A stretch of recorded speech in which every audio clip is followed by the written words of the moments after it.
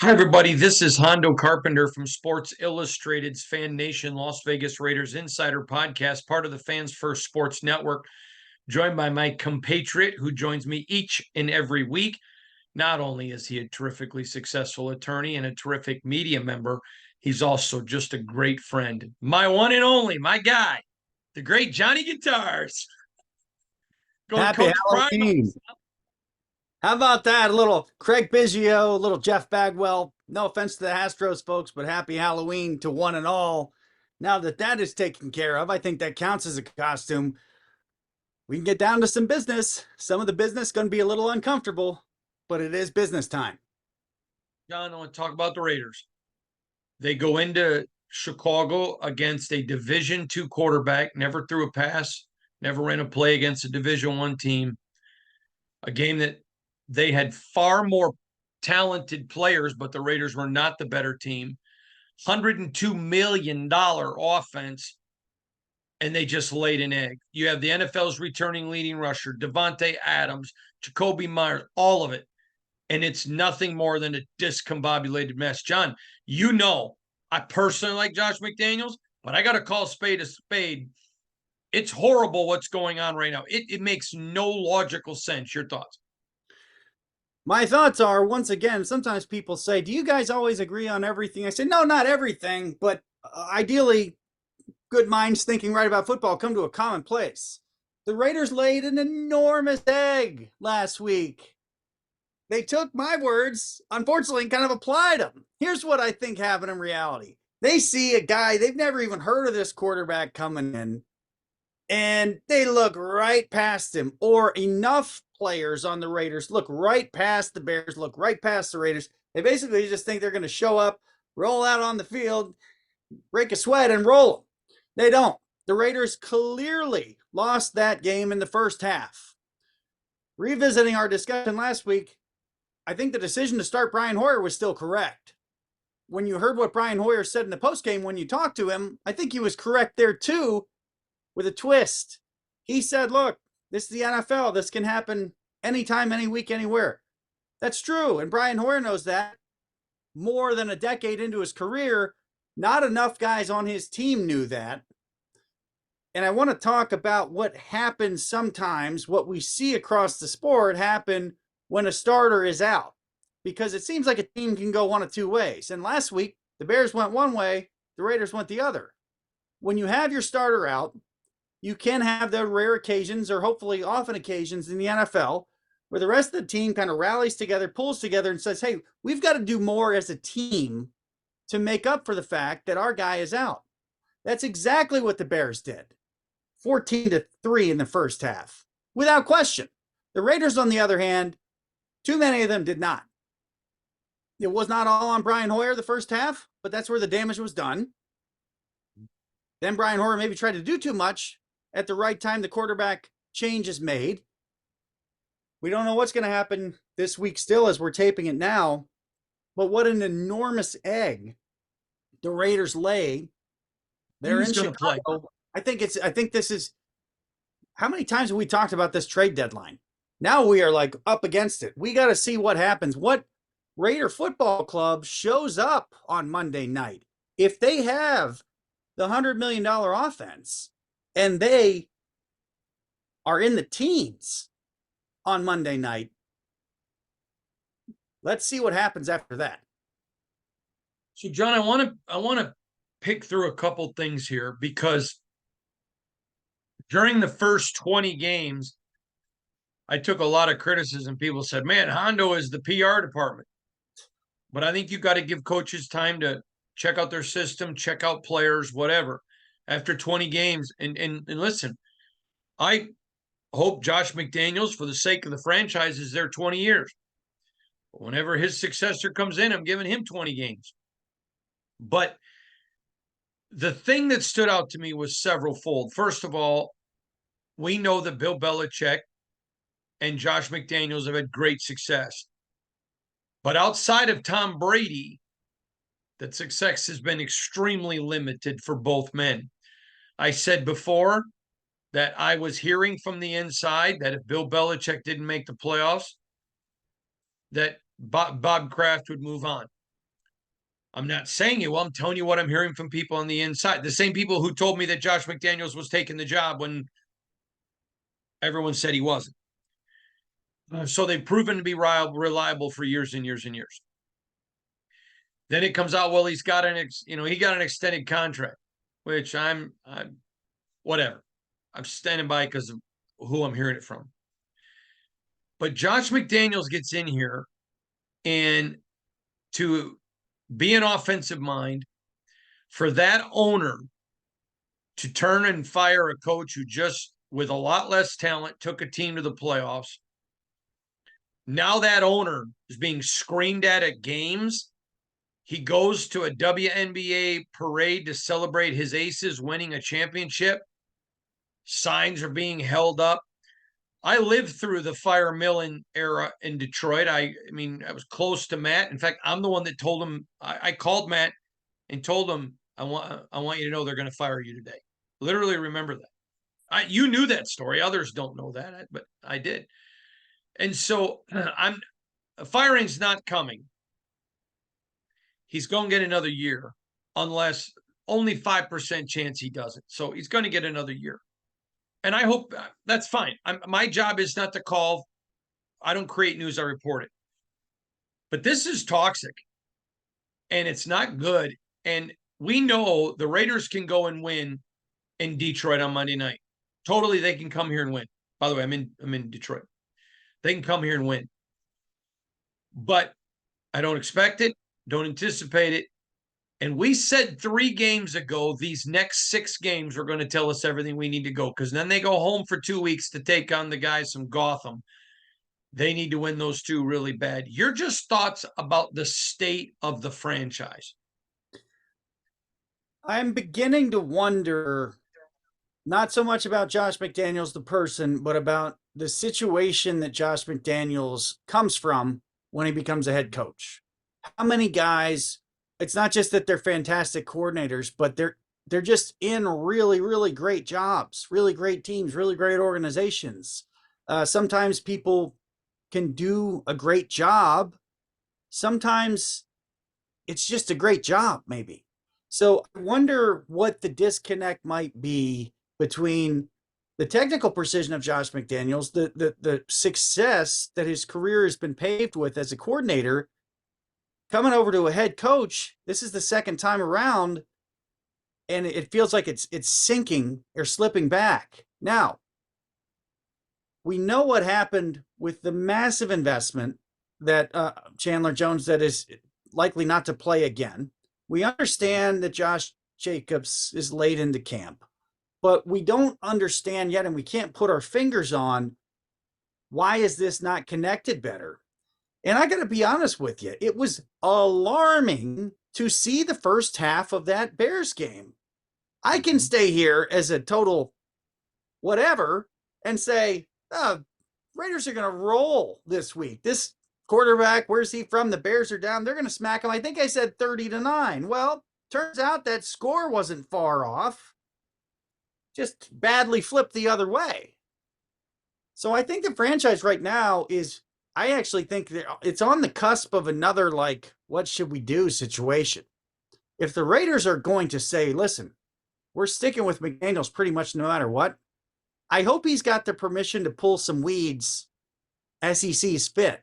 Because that performance by too many of the guys on the football team last week was hardly professional. And if you want to talk about standards, where McDaniels come from in the heyday of the Patriots, their standards are way up here. Where would most of those sit? Not good at all. They better find a way to turn it around. And I think McDaniels, to be honest with you, he's got to find like another gear where he's got to get after some people some more than he feels comfortable doing. Otherwise, he's really in danger. You know, Warren Sapp, who I have humongous respect for, and tons of respect for him, but he's come out and blasted him for, and I can tell you, he is not running it like Bill Belichick. Now, is he demanding? Sure is. But he's not running it like New England. I know that for a fact he's not. And but for a lot of players, the discipline and culture that he's trying to bring, is something a little bit different than they're used to. I'm not making any excuses. There is no excuse with that $102 million offense to be an epic failure. That's all on him. So I'm not, I'm the one who's also said this week is nothing to do with players. It's all about coaching. But a lot has gone into this. And to me, just go get an upset on Monday Night Football with the nation watching. I'm going to tell you, I'm here. It don't feel like the Raiders are getting an upset. If the Lions had ran over the Ravens, maybe. They are so mad. They're a caged animal ready to eat. You often hear me use the term, there's blood in the water, go be a shark. Well, there's a gazelle down on the Serengeti, and the lions are circling, and the gazelle's wearing an eye patch. This is just going to be. Matter of fact, it's kind of fun being back here. I'm doing all the media, all the TV, radio, all of it, and a lot of them are like, "Oof, oof." I'm like, "Yeah, I know. It's going to be interesting." All right, John, I want to talk about a couple other things. I know many members. I know a bunch of players, bunch of leaders for the NFLPA. I agree with this. They would like to see all new stadiums be banned from having turf. The fact that the Raiders can have natural grass being a dome, and oh, by the way, in the desert proves everybody can do it. Maybe there's a little bit of a struggle for some of the winter teams with the snow and all that kind of stuff. How do you do it with the dome? But a lot of people are calling for a mandatory grass only on all new stadiums. Now, we're finding a German hybrid grass company who does a lot of soccer. Let's talk about that. Yeah, that's something that we're going to see this week because last year the games in Germany, massive complaints about the field surfaces. It's really hard to remember, but they weren't good. Part of the reason it's so hard to remember was the Super Bowl last year was flat out marred by a ridiculous surface. So surface is on everybody's eyes and mind. What we're going to see this week is a hybrid surface that really, I remember the idea for almost 20 years ago, basically where you'd have some hybrid turf and then grass growing inside or between it. It sounds like technology's caught up here a little bit, and you're looking at really about 95% natural grass and then the rest synthetic. Now, if you take your mind back to the horrible grass fields in the NFL, FedEx Field, Heinz Field, we've all seen them at times look really bad. You can maybe understand why some places in the field might need more than less, but let's see what this technology looks like. This could be a good thing. There's a lot of research about the types of injuries on grass versus turf, the amount of injuries on turf. Look, we all know it's gotten better. For God's sake, remember the vet in Philadelphia, you could see the creases and the holes in the turf way back then. Those days are long gone, but this is still something good to pay attention to. So we're going to have some extra eyes on what we see in Germany this week because there is a need for more grass. The technology seems to be there without a question, but also now we've got maybe a new angle in the technology. It's going to be exciting to see because we do not want the turf or the surface to be a story. Ideally, it's not a story at all when we're watching these games. I have a very good friend of mine that several years ago, when he was a free agent, picked a team. Everybody thought he was going to Team A. He ended up going to Team B because they had grass. And that was the first time it really, I remember him saying, in fact, he was at my house. We were fishing and we're at my house fishing. And I said, "Are you excited to go to Team A?" And he's like, "No, I'm going to go to Team B." And I'm like, "What?" He's like, "Yeah, man, they got grass." And it was the first time it hit me. Of course, remind me off air. I think you know who I'm talking about because I think I may have told you this story before, but if I didn't, I'll tell you. That's the first time I realized that is a big deal. And now that I'm older and I see it all the time, it's a huge deal. But I want to get to another thing. Jim Irsay is a fascinating owner to me. Do you know he's the oldest tenured owner in the National Football League? I do. Do you know he's got one of the greatest collections of guitars in the entire world? Yeah, I learned that this week. And now I do know he travels with a band because he actually called me once and wanted to know if I wanted to interview him because his band was coming to Vegas. Um, Jim Irsay is good for the NFL, and he came out on Twitter and blasted the refs. Wants to see a lot. Now I am told that XFL did a lot this year with quick reviews. They got some young kids, and I say young kids, 22, 23, 24, who are used to grew up in the video game culture, who can go back, look, great, yep, done, good. I don't know that he hit the nail on the head where I 100% agree. I'm just glad there's an owner talking about we need to do something different. Your thoughts, Johnny Guitars, on what he said and how bad is the officiating in the National Football League? Because I'm going to tell you right now, I think the National Football League officiating is getting terrible. Well, it's wild to see an owner say the NFL admits they made some incorrect calls. That's wild. I don't know if that really helps unless something comes out of it. What I hear Irsay saying, and I don't know if he's saying it super clearly or not, is he's kind of in favor of our discussion about the need for basically an off-field official that they keep inching towards, the need for some expanded technology, camera angles, maybe some chips in the ball, like GPS chips, so you don't have to measure all that kind of stuff. And maybe just some reform.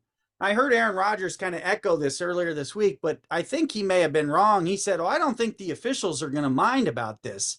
That's not the impression I get. The impression I get, the reason that this hasn't happened before, the reason we haven't had off-field officials in the NFL for more than a decade, growing and expanding, is because of the guys on the field, because of the referee egos. And I don't know if that's true or not, but that's the way it looks. So I'm friends with 3 NFL referees. I'll share more with you off air than I will right now. Um, I'm trying to get one of them after the season to come on and to do a podcast where he's in the dark and we change his voice so people don't know who he is. You know, I think you know who I'm talking about. But um, I asked them. He goes, "I don't mind anything that helps us get the game right." He said, "But the problem I have is the game is boom boom." And he said, "And the rules are so constantly changing." And he goes, "So I want to get it right. I feel terrible when I get a play wrong." And to me, you may remember Ed Hightower, the very famous college basketball ref, who's a great friend of mine, that even when he was a ref, remember he'd come on my show and he made all the other refs mad. You know, they just want to get it right. I remember him telling me he called Izzo one time. He cost Tom Izzo a Big Ten championship. And he goes, "I was sick to my stomach and I had to call Izzo and just tell him I'm sorry, I screwed up, I missed it." I know, again, very good friends with 3 NFL refs. I know they want to get it right, but the NFL has to do something because you have a billions and $billion company and people are making decisions. And I heard it this week. I'm trying to remember who told me. It may Braylon Edwards, the great Michigan Wolverine wide receiver, the great NFL wide receiver. It may have been Braylon. If I'm wrong, I'm not lying, but I think it was Braylon. I was hanging out with Braylon. And but somebody told me, and I thought this was really super fascinating, that once Vegas gets involved, that's when the world is going to change. Maybe it was somebody else telling me that Pat McAfee said that. I don't know which one it is, but it was one of them. But anyways, to me, that's an angle I had not thought about. In fact, I don't want to we're not a college football podcast, but I was told the biggest angle of the Michigan thing is if this is costing spread and Vegas gets involved and says, fine, we won't put Michigan games on the board anymore. That's big for the Big Ten. So it's fascinating. All right, let's go to the 49ers. Interesting little development here. Do that 5th quarterback.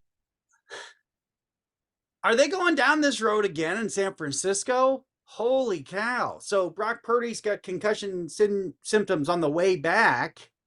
We know that San Francisco already traded Trey Lance. I've got family out in the Bay Area. They're starting to think, are we going through this again? What's going on here? What's gone to the 49ers in the last couple of weeks? Holy cow. So now they've got some real problems. Again, check the date. It's very close to the trade deadline. And I think in a perfect world, God forbid they'd have to make a deal to get a quarterback. We know who they would love to ideally get in a fantasy land. Are we now Yeah. going to see 49ers KC. out of it? Yeah. So, I mean, that would be a massive swing, especially because what happens if Purdy just comes back in a couple weeks? But are the 49ers now stuck in a position where they have to go get a quarterback? I think we're going to, obviously, we're going to know by next Tuesday, but I have a feeling they're going to know before this game kicks off. And this is a massive curveball. It's a 17-week season, but this is a real serious curveball. This is a team that looked like they would be playing for a chance to go to the Super Bowl again. Now they may be looking at, I don't know what number quarterback you want to count this as, but they got a real issue at the quarterback position again. All right. Speaking of the quarterback issue, I want to talk about Jimmy Garoppolo. The Raiders are married to him this year and next year. He has shown no reason to want to stay in this marriage.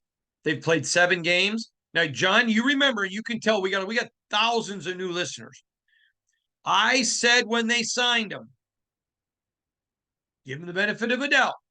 If he stays healthy 17 games, Dave Ziegler and Josh McDaniels are geniuses. If he doesn't, they own it. They own this. 7 games. He's only played 4.5. He can't stay healthy. Here's my question to you.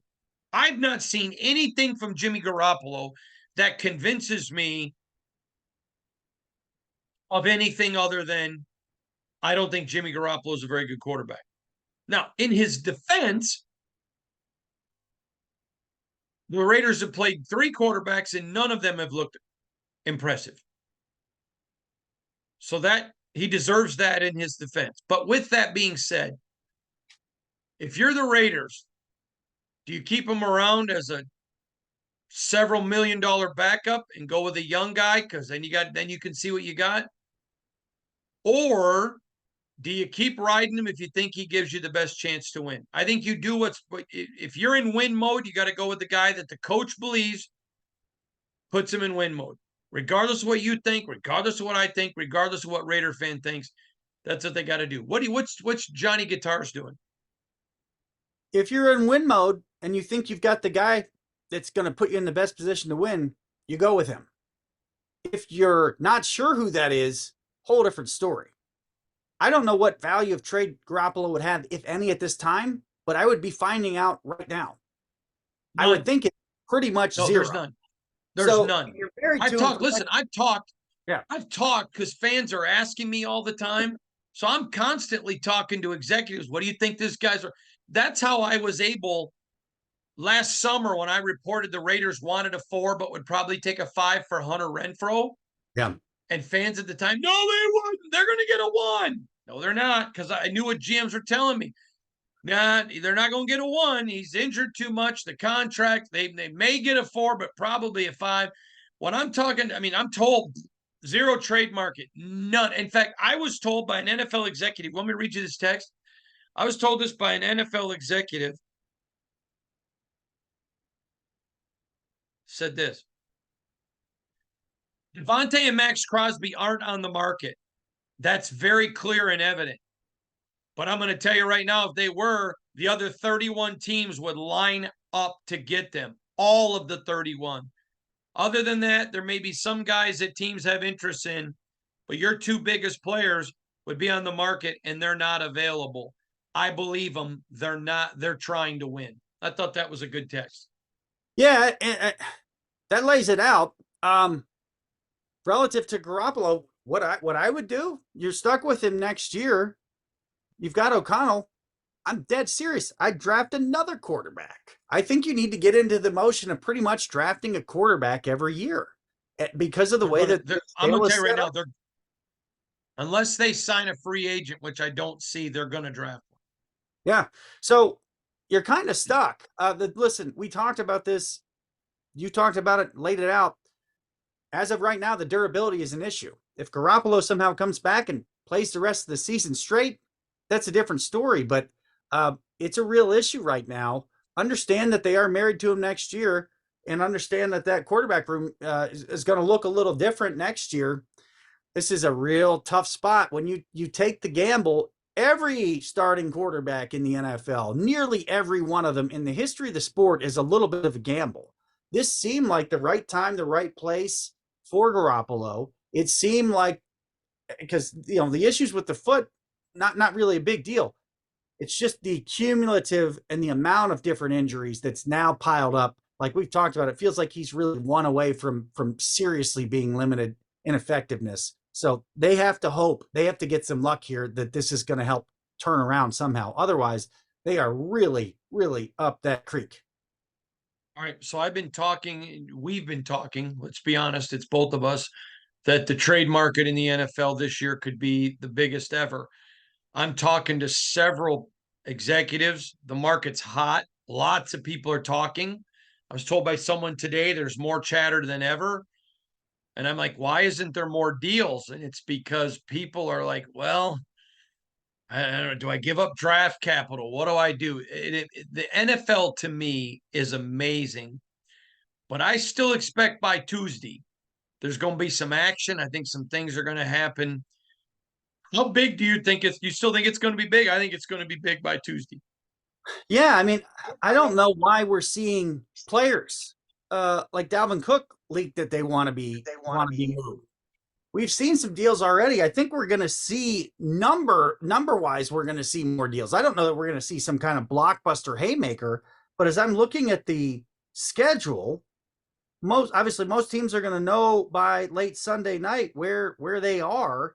And yeah, I think we're going to see, I don't know if we're going to see double digit number of moves, but pushing double digits. This has already been active. If you are in position to have the kind of year that you want to have, you probably need to take a shot at it and go for it. There's some teams that may need a guy here or there. There's some other teams. I mean, the Giants have been pretty clear that they don't want to move Barkley. At the same time, the other side of town, you've got a guy that sounds like he wants to look and move. Players are supposed to play. That's fine. Teams got to run their teams. So I don't care if it's the Giants or whoever it is. If you need a running back, you got to make that call. And if the deal is the best thing to do for the Giants, you got to make that move. This is professional football. Let's see who has the stones, who's got the guts, who's got the smarts to make a good deal between now and November 1st. And I love Jerry Jones that comes out. Of course we're trading. Of course I love Jerry Jones. Well, is that the best idea though? I don't know why he said that. I'm like, well, you just pretty much made yourself look more desperate. So maybe he's trying to reel somebody in by like, hey, come over here. You can get a real good deal. Otherwise, that seems like a maybe misplaced comment. It was interesting to see. It was classic Jerry Jones. You do love it. But now all he's done is put a few more eyes on the Cowboys. Let's see what they do, because they do not. Jerry Jones. They don't. Do the they gift look like that keeps on giving? Yeah, I mean, and it's like, Jerry, do they look like a Super Bowl contender right now? No. Do they look like they're a player or two away? Not really. Let's see what they do. I agree. All right, John. If you're the Raiders, there's just so much that needs repair, and you just don't sell the future. But man, if you can land somebody, you do it. But yeah, it's going to be in. If they can move Renfrow, for example, if they can move Renfrow, or if there's somebody on their team who's accessible that is wanted, they've got to seriously consider it. No question. There's a lot of teams that are in that boat. It's not the boat you want to be in, but they've got no question. They've got to do that if they're in that boat. And they will. All right, John, our fearsome foursome. Here we go. Give me our 4 games we're picking against each other. These are the 4 most interesting games of the weekend. Period. They're the 4 most interesting. You've got to see, of course, outside the Raiders. Cleveland at Seattle. Both teams going along pretty well. Both teams some injury issues. You want to say, I mean, look, it's not Seattle like it was 10, 15 years ago, but it's still on the road at Seattle. Do the Browns have enough to beat Seattle? No, I'm riding with the birds. I like the Seahawks by less than 3. I like that. Everyone likes the Browns defense. We know what's going on there. Now, Jacksonville is going to Pittsburgh. What's the big deal? It's really a game kind of Jacksonville needs. If Jacksonville wins this one, they might even take another game lead in their division. Jacksonville at Pittsburgh. I like the Jaguars in this one. I think they're going to shift a gear. I'm riding with the hair, Trevor Lawrence. They got a big mural of him not far from me, just outside of Metro Atlanta. The hair is good. Maybe the Jags are a player or two away. Maybe they're a year or two away from being able to contend for the AFC.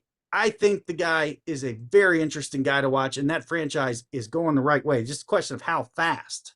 Now, where did that game come from Monday night from the Vikings? I don't know. Not that many days later, a little bit quicker turn. They go to Green Bay. Always good, but a lot more on it. Vikings with that momentum. Green Bay, are they really in a spoiler role? I don't know. But it's the bottom line. Is there anything to the Vikings left? Is this the start of a run again, or are they going to fall on their face at Green Bay? Kirk Cousins. That's almost say 2 words, Kirk Cousins.